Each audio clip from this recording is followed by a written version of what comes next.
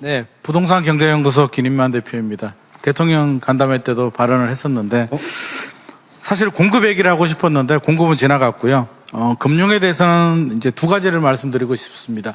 첫 번째는 대통령 간담회 때 이제 이야기가 나온 부분인데 아파트를 담보로 이제 다른 용도로 대출을 받았을 때 대통령께서 다시 또 투기용으로 사용하면 어떡하냐 검토를 요청했는데요. 실제로 다른 용도 사업자 대출을 받는 경우에 그걸 가지고 그 돈을 가지고 아파트를 산다라고 하면 사실 다 걸립니다. 요즘 자금 출처를 워낙 정부에서 꼼꼼하게 하고 있기 때문에 실제로 그런 일은 다른 데 투자하는 것은 불가능하고요.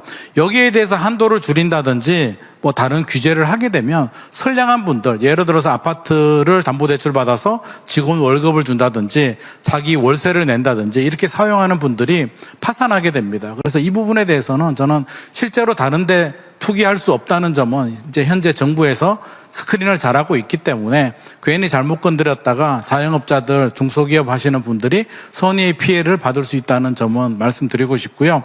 두 번째는 이제 제 옆자리에 앉은 분이 의 아이디어고 저도 이제 얘기하고 싶었는데 발언권이 있을지 없을지 몰라서 제가 먼저 말씀드리면 전세가 심각한데 소유권 이전 조건부 전세 대출을 금지했습니다. 이게 뭐냐면 이제 신축 아파트가 생기게 되면 본인이 입주할 수도 있고 세입자한테 줄 수도 있는데 세입자한테 주게 되면 갭 투자라고 해서 그 세입자는 전세 대출이 막힙니다.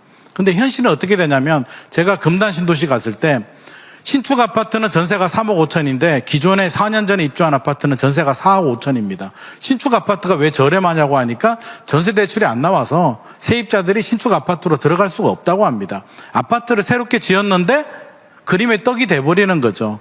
물론 갭 투자를 막겠다라는 의지는 충분히 알겠는데 선의의 피해자가 결국에는 세입자들이 받더라. 세입자 입장에서는 신축 아파트가 대단지로 나오게 되면 2+2 4년 동안 저렴한 전세로 잘 살 수가 있는 박앤세일 같은 건데 갭 투자를 막겠다고 세입자가 들어가는 길을 막아버리게 되면 전세 대출 안 해주면 세입자가 무슨 돈으로 부모님 찬스 아니면 못 들어가니까 소유권 이전 조건부 전세 대출에 대해서는 저는 좀 풀어줘야 된다. 세입자가 들어가는 집이고 집주인도 무주택자잖아요.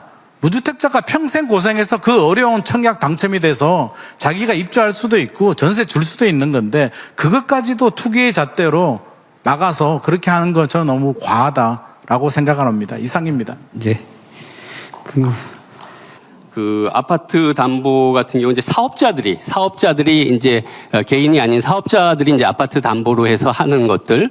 근데 사업자 같은 경우는 기본적으로 주택 금융용으로는 사업자들이 대출을 못 받으십니다. 그건 지금 LTV가 0입니다.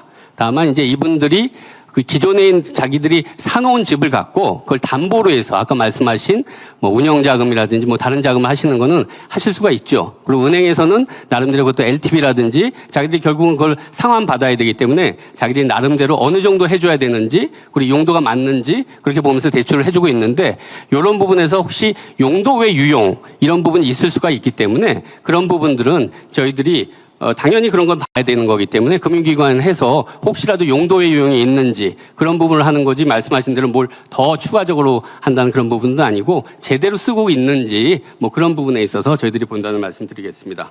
그리고 소유권 이전 조건부 전세 대출 이게 이제 627 때 결국 이제 들어온 제도인데요. 이 취지 자체는 아까 말씀하신 대로 이제 갭 투자를 방지하겠다는 거거든요. 근데 분양을 받았는데 들어갈 때 본인이 안 들어가시고 결국은 이제 전세를 껴서 돈을 내고 그러니까 이제 세입자를 드리고 자기는 다른 데 가서 사시는 뭐 이런 거가 되는 거죠. 근데 개별적인 케이스들은 다 여러 개가 있기 때문에 다 있는데 그 당시 취지는 이 갭 투자 자체가 전반적으로는 그 당시 부동산 시장 과열이라든지 이런 거를 부추기는 그런 측면이 있어서 그렇게 된 거고 이런 게 이제 정책 당국자들은 항상 고민이 되는 부분입니다. 이제 전반적인 어떤 정책의 취지라든지 시장 전체를 봐야 되는 부분이 있고 또 개별 그 사례들을 보면 저도 진짜 어떻게 보면 굉장히 안타깝고 무겁고 뭐 이런 부분이 있는데 이 밸런스를 어떻게 해나가야 될지 뭐 이런 것들 그런 부분이 항상 저희들이 고민하는 점을 말씀드리겠습니다.